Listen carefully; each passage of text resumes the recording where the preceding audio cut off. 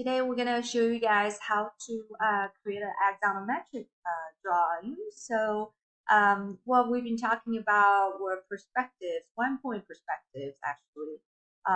So we see different objects become smaller as they move towards the background. So for parallel projections, we can actually scale things off in any dimension along the three axes because they don't become smaller as they move towards the background. So we want to first of all maybe choose one of your perspective views that you have created, and then go to the property window here and change the projection from perspective to parallel. And then we want to go to set view, right click on the tab, and then go to set view and choose isometric, and you can choose any one of those four options there. So now we have kind of a parallel projection of the drawing that we've been working on, the model that we've been working on. So what we want to do is to peel different layers off so we can see how they are stacked on top of each other better. Before we do that, let's just save this view. Go to set view. We're gonna click on name views here and just click on the save as button and save this as axonometric.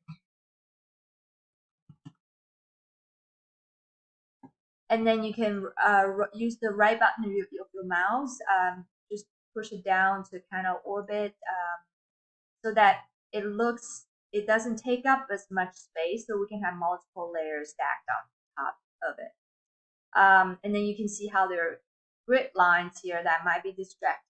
If you don't want those showing up, you can go right click on the axonometric tab here and then go to grid options, and then just turn off all these options and then say OK. So the next thing we want to do is to isolate the layers and move them apart. So we want to go to the layer window here, and then we can right click on any of the layers and then say select objects. And then right here we just if you choose the gumball down here, you should be able to see gumball tool being activated. If you click on the blue arrow on top, you can type in how far you want to move all these objects from the structure layer. So let's just say 200. So we just move them up there. And then we can also select multiple layers to be moved together. So say we want to move everything that has to do with green colors. So we can click on the swell layer and right click and say select object. So we just selected everything on the swell layer, and we can add to that layer. Say we want to move anything that's on the realistic grass, we'll click on that again and say select object. So we just add it to the selection set. And then maybe we want to move the pink seating around these planters as well. So we can right click on the planter seating and say select object.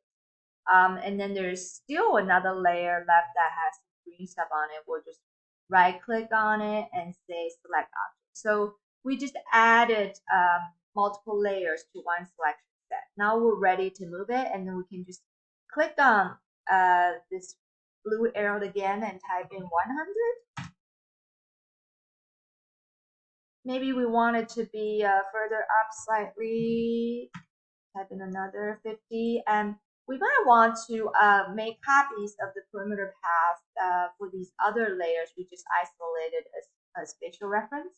So if we click on the perimeter path and we do Control C and Control V, we just created another copy, and you can choose this copy and then just move it up. The first one is 200. And then the second one, we can click on it, do Control C, Control V, and then choose the additional copy and move it up by 150. So you can see how these two layers appears to be too close together, so maybe we need to move. And just see if we can move this path right here and then add the structural layer with it, and then we can move it up further. Let's say by 100. So as we continue to move these layers apart, we should be able to ultimately create axonometric diagram like this one right here. Okay, so once you got this, you can either go right click on the tab and then go to capture the file, and then make sure you keep the transparent background, and we can save it as axonometric JPEG or PNG, which is going to preserve the transparent background. And then we can Photoshop that drawing to change, these colors or textures so they match with the perspective drawings better. Another way to do it is a diagram. Say you don't want to show the colorful textures of these different features. You actually want to have a line work diagram that highlights just where the water is and maybe water flows. So if it's a water diagram, you might want to just have the line work only. In that case, we would just select all these layers and then we'll just type in make 2D. So this is going to make 2D line work out of what is the 3D model. So if we hit enter and remove all the hidden lines, silhouette, and so on. And what's important is to maintain the source layer, so you're going to see the same layer showing up. If you say maintain source layer and just say OK,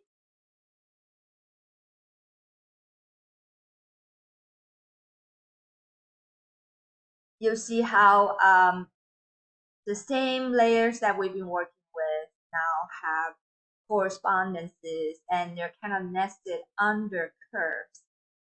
So the make 2D command automatically created a hierarchy in the layers. And what we want is to double click on the tab to transition to the top view, because every time we make 2D, it's going to automatically dump 2D lines onto the top view. So we can see how what we just did now shows up as 2D lines top view. So we can select all these lines and then go to File, Export Selected. And this time we're going to keep the layer structures. We're going to keep the vector nature of these line work by saving it as a Adobe Illustrator file. So we click on Adobe, just choose Adobe Illustrator as the file format and then just save it as diagram. Save. And then here we want to keep it as RGB. You can preserve the model scale so that what's 1 inch on the paper will be 1 feet. And then you can rescale that in Illustrator if you're interested in keeping your drawing to a scale. If not, you can just do the snapshot of current view and then choose hatches exported as solid fields and then just say OK. So now let's go to Illustrator. So when we imported that, we'll open that Illustrator file. You should be able to keep all these layers and you can change the line color. You can also change the line weight because whatever we exported from Rhino is still a vector drawing. All right, so we'll see you in another video to show you how to finish up this axonometric drawing or diagram in Photoshop or Illustrator.